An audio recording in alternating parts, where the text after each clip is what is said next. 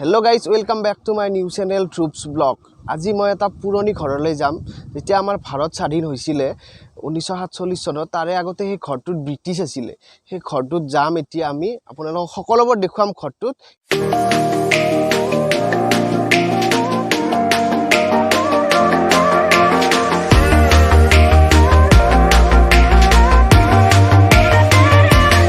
এতিয়া আমি বাইকত যাত্ৰা আৰম্ভ কৰিলো এই ধুনিয়া খেতি পথাৰৰ মাজে মাজে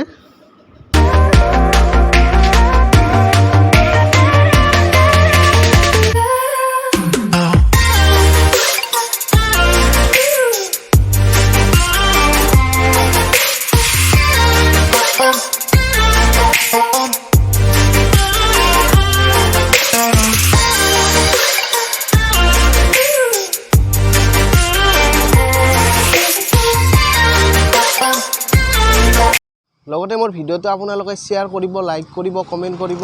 আৰু যিসকলে মোৰ চেনেলটো এতিয়ালৈকে সাবস্ক্ৰাইব কৰা নাই তেখেতসকলে মোৰ চেনেলটো সাবস্ক্ৰাইব কৰি দিব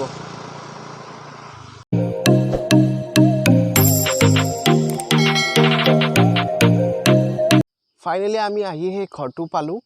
এতিয়া উঠি গৈ আছো ঘৰটোত আপোনালোকক সকলোবোৰ দেখুৱাম লগতে ইয়াতে যিজন ব্ৰিটিছ আছিল তেখেতক ইয়াতে কবৰ দিয়া হৈছিল কবৰটো আছে তেখেতৰ এতিয়া আমি ঘৰৰ ভিতৰত যাম লগতে ঘৰটোৰ ওচৰতে এটা নদী আছে সেই নদীটো আপোনালোকক দেখাই এতিয়া মই নদীটো দেখাব গৈ আছো আপোনালোকক নদীটো গছ-গছনিৰ পৰা আপোনালোকক ভালদৰে দেখাব নোৱাৰিলো মই তথাপিও যিমানখিনি পাৰো সিমানখিনি দেখাইছো বাৰু লগতে ইয়াতে মানুহে খানাও খায় এইবিলাক এতিয়া আকৌ ঘৰটোৰ ওপৰলৈ যাম উঠি আহি আমি এতিয়া ঘৰটো পালো এতিয়া ঘৰটোৰ ভিতৰত সোমাই যাম ঘৰটোৰ ভিতৰত কি আছে সকলোবোৰ দেখুৱাম আপোনালোকে ভিডিওটো চাই থাকিব এতিয়া মই চাং বাংলাৰ ওপৰত গৈ আছো তলৰ গোটেইবিলাক দৰ্জা তলা লগোৱা আছে এতিয়া ওপৰত গৈ আপোনালোকক ওপৰৰ ফ্লোৰটো দেখুৱাম ইয়া 50% কাঠেৰে নিৰ্মিত ঘৰটো ইয়া চাই লওক আপোনালোকে ইয়াতে যিজন ব্ৰিটিছ আছিল তেখেতে খুব সুন্দৰকৈ বনাইছিল ঘৰটো ইয়া মই ভিতৰৰ দুটা ৰুম আছে এই ৰুমগিটা দেখাই দিছো আপোনালোকে চাই লওক যদিও বহুত পুৰণি ঘৰ হয় তথাপিও ঘৰটো হিমান এটা ড্যামেজ হোৱা নাই গুড কণ্ডিশনতে আছে ঘৰটো ইয়া চাই লওক আপোনালোকে ঘৰটো লগতে ঘৰটোৰ সন্মুখত এটা বেলকনিও আছে বেলকনিটোৰ পৰা আপোনালোকক তাৰে ওচৰৰ গছ-গছনিবোৰ মই দেখুৱাই দিছো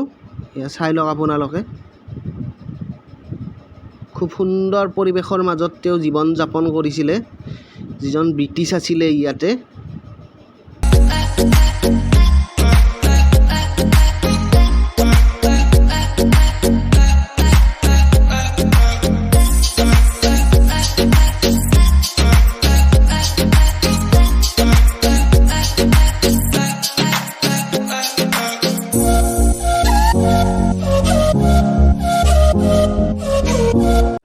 এতিয়া মই চাং বাংলাৰ আপোনালোকক সন্মুখৰ ফালৰ পৰা দেখুৱাম অলপ এইটো ওপৰত বেলকনি আছে এইখন বাৰান্দা হয় ঘৰটোৰ লগতে বেলকনিৰ পৰা নামি আহোঁতে চিৰি আছে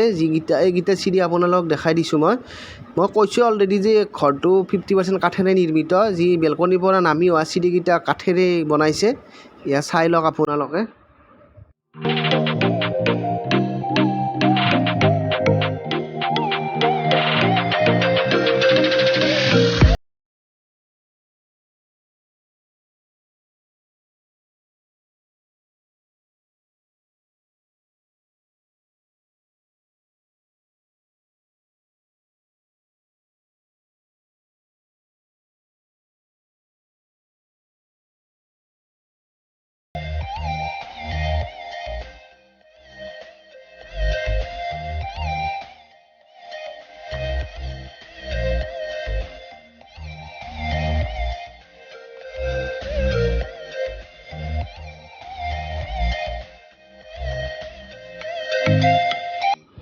চাং বাংলাত থকা যিজন ব্ৰিটিছ আছিল তেখেতৰ মৃত্যুৰ পাছত